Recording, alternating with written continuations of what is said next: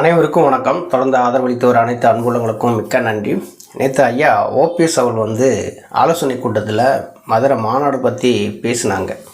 அந்த மாநாட்டினுடைய தேதி அறிவித்ததுலேருந்து பார்த்திங்கன்னா பல பேருக்கு பதட்டத்தில் தான் இருக்கிறாங்க. பல பேருமே பதட்டத்தில் இருக்கிறாங்க. மாநாட்டில் என்ன நடக்குமோ, ஏது நடக்குமோ, எந்த மாதிரியான முடிவுகள்லாம் எடுப்பாங்களோ அப்படிங்கிற மாதிரி. ஏன்னா இன்றைக்கி திராவிட கட்சியினுடைய தலைவராக ஐயா ஓபிஎஸ் அவர்களும் ஒருத்தர் இருக்கிறாங்க. புரட்சித் தலைவர் எம்ஜிஆர், புரட்சித் தலைவி அம்மா, அதுக்கடுத்து ஐயா ஓபிஎஸ் அப்படிங்கிற மாதிரி தான் அதிமுகவில் இருக்கிறாங்க. ஐயா ஓபிஎஸ் அவர்கள் தெளிவாகவே மேடையில் பேசிட்டாங்க. புரட்சித் தலைவர் எம்ஜிஆர், புரட்சித் தலைவர் அம்மா அவர்களுடைய வழியில் தான் நம்ம செல்கிறோம். அதற்கான நம்ம வேலைகளை தான் நம்ம பார்க்கணும் அப்படிங்கிற மாதிரி தான் பேசியிருக்கிறாங்க. இந்த மாநாடு மதுரையில் நடத்துகிற அந்த மாநாடு பல பேர் என்ன யோசிக்கிறாங்க அப்படின்னா, இந்த மாநாட்டில் புதுசாக ஒரு கட்சி ஆரம்பிக்கிறதுக்காக இந்த மாநாடு துவங்குறாரோ அப்படிங்கிற மாதிரி பேசுகிறாங்க. ஊடகங்களையும் ஒரு சில செய்திகள்லாம் வருது. ஐயா ஓபிஎஸ் அவர்கள் தெளிவாக சொல்லிட்டாங்க, தனி கட்சி தொடங்குவதற்கான வாய்ப்பே கிடையாது, நான் அதிமுக காரங்க அப்படிங்கிற மாதிரி பேசிட்டாங்க. மாநாடு நடக்கிற இடம் எதுன்னு சொல்லி பார்த்தீங்கன்னா மதுரை தான். மதுரை பார்த்திங்கன்னா மதுரை அப்படின்னாலே நமக்கு டக்குன்னு ஞாபகத்துக்கு வருது என்ன, மதுரை மீனாட்சி அம்மன் கோயில் தான். வைகை ஆற்றங்கரையில் மதுரை மீனாட்சி அம்மன் ஆட்சி செய்யக்கூடிய அந்த மாநகரம் தான் மதுரை. தமிழ் வழக்க சங்கம் வைத்த ஒரு இடமும் மதுரை தான். தேர்தல் நெருங்கின நேரத்தில் நீங்கள் மதுரையில் ஒரு மாநாடு நடத்துனீங்க அப்படின்னா கண்டிப்பாக ஆட்சியை பிடிக்கக்கூடிய ஒரு மாநாடாக தான் இது அமையும். பல பேர் மாநாடெல்லாம் நடத்தி பார்த்தாங்க, ஒன்றுமே முடியலை. தேர்தலையும் சந்தித்து பார்த்தாங்க, தோல்வி மட்டும்தான் மிஞ்சிச்சு. ஆனால் மதுரை மாநாடு யார் நடத்துகிறாங்க அப்படிங்கிறது தான் ரொம்ப முக்கியம். புரட்சித் தலைவி அம்மா அவர் மதுரை மாநாட்டில் நடத்துகிறாங்க. அடுத்து அமைய போகிறது அதிமுக ஆட்சி தான் அப்படின்னு சொன்னாங்க. கண்டிப்பாக அதே மாதிரி ஆட்சி அமைஞ்சது. அதே மாதிரி ஐயா ஓபிஎஸ் அவர்களுமே மதுரையில் மாநாடு நடத்துகிறாங்க. அதிமுகவை ஒருங்கிணைப்பதற்கான ஒரு மாநாடாகவும் இருக்கும். நம்ம 2017 தர்ம யுத்த காலத்தில் ஐயா ஓபிஎஸ் அவர்கள் மாவட்டந்தோறும் சுற்றுப்பயணம் போனாங்க. மாவட்டந்தோறுமே பொதுக்கூட்டம் நடத்துனாங்க. அந்த பொதுக்கூட்டத்தில் சொல்லி பார்த்தீங்கன்னா மக்களுடைய ஆதரவு இருந்தது, பெரும்பான்மையான வரவேற்பும் கிடைச்சது. ஐயா ஓபிஎஸ் தான் அதிமுகவினுடைய தலைமை, அவங்க தான் அம்மானுடைய அரசியல் வாரிசு, அவங்கள இப்படி பண்ணிட்டாங்களே அப்படிங்கிற மாதிரியான ஒரு செய்தி தான் மக்கள் மத்தியில் பேசும் பொருளாகவும் இருந்தது. இப்போ ஓபிஎஸ் என்ன தவறு செஞ்சார், எந்த தவறுமே செய்யலையே, ஏன் அவர் முதலமைச்சராக இருந்துக்கலாமே அப்படின்னு சொல்லி மக்களுடைய எண்ணங்களாகவும் இருந்தது. அந்த சமயத்தில் பார்த்திங்கன்னா 2017 எல்லாத்துக்குமே நல்லா தெரிஞ்சது. அந்த கூட்டம் தான், பொதுக்கூட்டம் தான் அதிமுக இணைப்புக்கு ஒரு முக்கிய புள்ளியாகவே இருந்தது. கொங்கு மண்டலம் அப்படின்னு சொல்லி பார்த்திங்கன்னா அதிமுகனுடைய கோட்டை தான், இது யாரும் மறுக்கவே முடியாது. புரட்சித் தலைவர் மறைவுக்கு பின்னாடி தேர்தல் நடக்குது. அந்த தேர்தலில் ஜார்ஜையான 2 பிரிவோடாக பிரிஞ்சு தேர்தலை சந்திக்கிறாங்க. தேர்தல் சந்திக்கும் போது புரட்சித் தலைவி அம்மா அவர்களுக்கு மக்கள் ஆதரவு அதிகமாக இருந்தது. கொங்கு மண்டலத்தில் பார்த்திங்கன்னா கிட்டத்தட்ட ஒரு பெருவாரியான இடங்களை வென்றெடுத்து தமிழக சட்டசபைக்குள்ளே ஒரு எதிர்க்கட்சி தலைவராக நுழைஞ்சாங்க புரட்சித் தலைவி அம்மா அவர்கள். அப்படிப்பட்ட கொங்கு மண்டலத்தில் 2017 கோயம்புத்தூர் குடிசியாவில் ஒரு பொதுக்கூட்டம் போடுறாங்க. அந்த பொதுக்கூட்டம் பார்த்திங்கன்னா நார்மலாக பொதுக்கூட்டம் மாதிரி இருக்கும் சொல்லி எல்லோரும் எதிர்பார்த்தாங்க. ஆனால் அது ஒரு மாநாடாகவே அமைஞ்சிருச்சு. பல லட்சம் பேர் அந்த குடிசியா மைதானத்தில் கூடுனாங்க. மக்கள் ஆதரவு அப்படி இருந்துச்சு. புரட்சித் தலைவி அம்மா அப்படின்னா அடுத்த இடத்துல ஐயா ஓபிஎஸ் அப்படிங்கிற மாதிரி சாதி மத பேதங்களற்று எல்லா மக்களுமே ஐயா ஓபிஎஸ் அவர்கள் வரவேற்றாங்க. அந்தளவுக்கு மக்கள் ஆதரவு இருந்தது. அப்போ உடனே இப்போ அங்கே அதிமுக ஆட்சியிலையும் ஒரு சிறத்தன்மை இல்லாமல் இருந்தது. அதை காப்பாற்ற வேண்டிய சூழ்நிலை ஏற்பட்டது. ஐயா ஓபிஎஸ் அவர்களுடைய மக்கள் செல்வாக்கு அன்றைக்கி மக்கள் செல்வாக்கு கிட்டத்தட்ட ஐயா ஓபிஎஸ் அவர்கள்ட்ட 90% மக்கள் ஆதரவு இருந்தது. அதை கட்சியை போய் ஒன்றா இணைச்சி அவங்க ஆட்சியை தொடரக்கூடிய சூழ்நிலை ஏற்பட்டது. 2017 எப்படி கொடிசியா மைதானத்தில் ஒரு பொதுக்கூட்டம் போட்டு கட்சி இணைப்புக்கு ஒரு முக்கிய புள்ளியாக இருந்துச்சோ அதே மாதிரி தான் 2025லையுமே இந்த செப்டம்பரில் நடக்கக்கூடிய அந்த மதுரையில் நடக்கக்கூடிய அந்த பொதுக்கூட்டம் கட்சி இணைப்புக்கான ஒரு புள்ளி அப்படிங்கிற மாதிரி தான் தெரியுது. அரசியல் ஆலோசகர் பண்ருட்டி ராமச்சந்திரன் அவர்களுமே நேற்று மேடையில் பேசினாங்க. இதை பற்றி ஒரு வீடியோவுமே பேசியிருக்கோம். அவங்க சொன்னது என்ன அப்படின்னா, யார் பின்னாலையும் வந்து செல்ல தேவையில்லை, யாரையும் எதிர்பார்த்து அரசியல் செய்ய போவதும் இல்லை அப்படிங்கிறத பேசினாங்க. புரட்சித் தலைவர் எம்ஜிஆர், புரட்சித் தலைவி அம்மா அவர்கள வழியில் வந்த ஓபிஎஸ் வந்து இந்த கட்சியினுடைய ஒரு தலைமை பண்பாக இருந்து வந்து கட்சியை வழிநடத்துவார் அப்படிங்கிற மாதிரி தான் பண்ருட்டி ராமச்சந்திரன் அவர்களுமே வந்து பேசியிருந்தாங்க. அதுக்கு வந்து யாருக்கும் பின்னாலையும் செல்ல வேண்டிய அவசியம் இல்லை அப்படின்னா ஒருத்தரை நம்பி இருக்க வேண்டிய நமக்கு அவசியமே கட்டாயம் கிடையாது.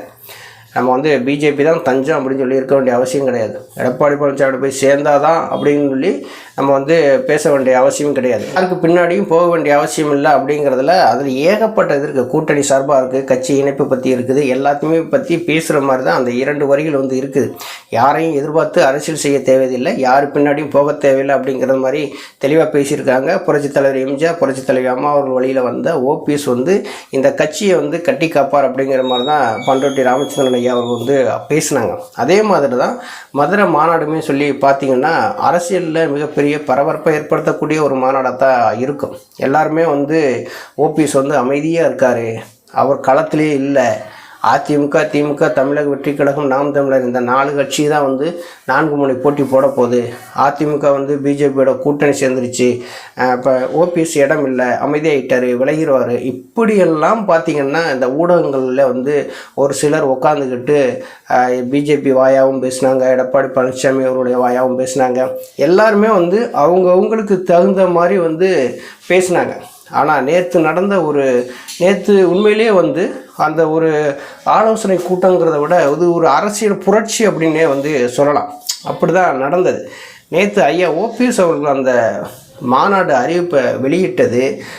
2வது வந்து பண்ருட்டி ராமச்சந்திரன் ஐயா அவர்கள் வந்து அந்த மேடையில் பேசுனது இன்றைக்கி எல்லாருக்குமே வந்து பேசும் பொருளாக மாறிடுச்சு. இன்றைக்கி மீடியாக்கள் எல்லாமே வந்து நேற்றுலேருந்து இன்னும் வரைக்குமே பார்த்திங்கன்னா ஐயா ஓபிஎஸ் அவர்கள் பேசாத எந்த மீடியாவுமே வந்து கிடையாது.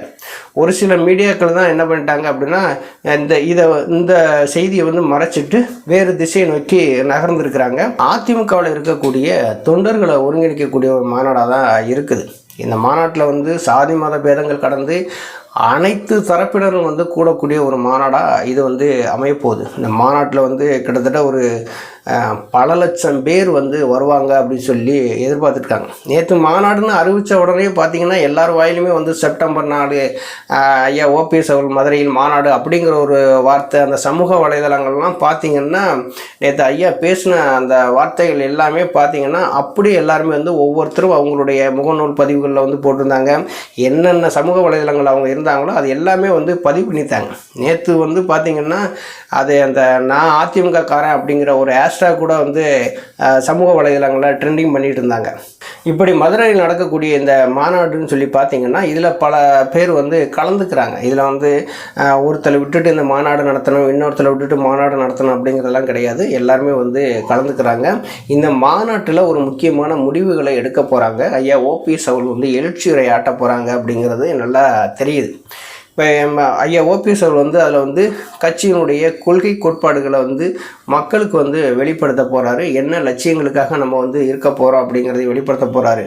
அந்த வெளிப்படுத்தக்கூடிய அந்த கொள்கையினால் வந்து இன்றைக்கி அதிமுக ஒருங்கிணைக்க போகுது அப்படிங்கிறது நமக்கு நல்லாவே தெரியுது. இப்போ ஒரு சிலர் சொல்லுவாங்க, எதுக்கு நம்ம தான் கட்சி தலைமையாக வந்துட்டோமே, நம்மளே இருந்துருவோம், எதுக்கு வந்து சேர்த்துக்கிட்டு நமக்கு வந்து ஒரு போட்டியாக வந்துக்கிட்டு பிரச்சனைகளை தவிர்க்கணும் அப்படிங்கிற மாதிரி எல்லாரும் ஒரு சிலர் வந்து யோக்கிய மாதிரி பேசினாலும் இன்றைக்கி தேர்தலை சந்திக்கணும், அதிமுக வெற்றி பெறணும் அப்படிங்கிற ஒரு சூழ்நிலை ஏற்படும் வச்சுங்க. 2026 தேர்தல் வந்துடுச்சு, நம்ம வந்து வெற்றி பெறணும், அதிமுக ஆட்சியை அமைக்கணும், அவங்களுடைய கனவை நனவாக்கணும் அப்படின்னா ஐயா அந்த அதிமுகவில் இருக்கணும் அப்படிங்கிறது இன்றைக்கி 1.5 கோடி தொண்டர்களுமே வந்து விரும்புகிறாங்க. இப்போ திமுகவினுடைய எதிர்ப்பு வாக்குகளை வாங்கக்கூடிய இடத்துல வந்து இன்றைக்கி அதிமுக இருக்கணும் அப்படிங்கிறத எல்லாருமே எதிர்பார்க்குறாங்கன்னா, இன்றைக்கி வந்து திமுக வந்து மக்கள் விரோதமாக பல செயல்பாடுகளை வந்து செய்யுது. இன்றைக்கி வந்து கொலை, கொள்ளை, கற்பழிப்பு, பாலியல் வன்கொடுமை, இந்த மது போதைகள் நடக்கிறது. டெய்லி பார்த்திங்கன்னா ஏதாவது ஒரு நியூஸ் வந்து தமிழகத்தில் வந்துக்கிட்டே தான் இருக்குது. பேப்பரை திறந்தால் போதும் எல்லாமே வந்து சட்ட ஒழுங்கு பிரச்சனை சீரழிஞ்சதாக தான் எல்லாமே வந்து வருது. இப்போ திமுகவை நம்ம வீழ்த்தணும், வீட்டுக்கு அனுப்பணும் அப்படின்னா அம்மாவனுடைய கொள்கைகளை வந்து நம்ம நிலைநாட்டணும். அம்மாவனுடைய கொள்கைகளையும் அம்மா கொண்டு வந்த அந்த மக்கள் செய்த அந்த நல்ல நலத்திட்டங்களையும் வெளியில் கொண்டு போய் சேர்க்கணும். அதுதான் நம்மளுடைய தலையாய கடமை. நம்ம அதை மட்டும் செய்தாலே போதும். திமுகவை எளிதில் வீழ்த்திடலாம் அப்படின்னு சொல்லிட்டு தான் ஐயா வந்து இந்த மதுரையில் மாநாட்டில் வந்து அவங்களுடைய கொள்கையை வந்து அறிவிக்க இருக்கிறாங்க.